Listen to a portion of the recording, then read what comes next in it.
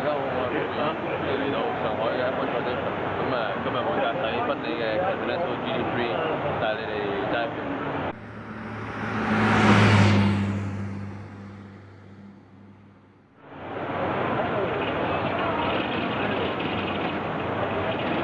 最尾個彎起步啦，呢個上海嘅好出名嘅大直路啦。咁左手邊大澳同埋右手邊F1 平時用嘅 pit 啦。去到直路尾5波，跟住入去第一個彎就好長嘅右彎，呢度3波帶住個速度入去，但係會越嚟越窄嘅，所以揾啱個 break point 都係好難。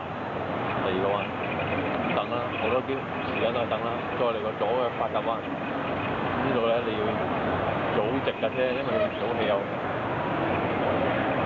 帶落呢條直路度，去第三個大彎 hairpin， 呢個通常2波過啦，大部分車都係2波啦。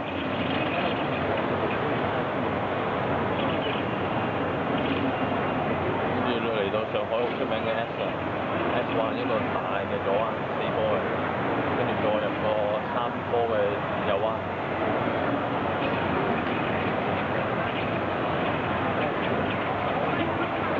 跟住再落去上海嘅左，呢度2波嘅。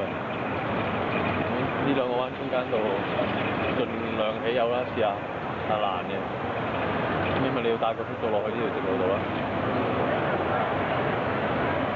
遲收，跟住我哋叫上海嘅 chicane， 一個好窄嘅左，一條好短嘅直路，跟住起油。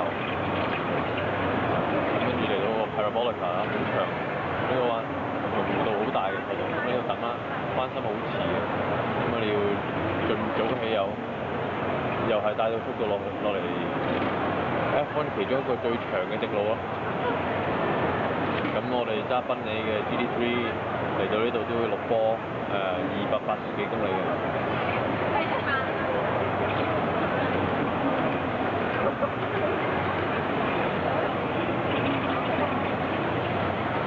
發夾彎啦，上海個發夾彎好出名啦，平時就1波嘅，大部分車都係1波嘅。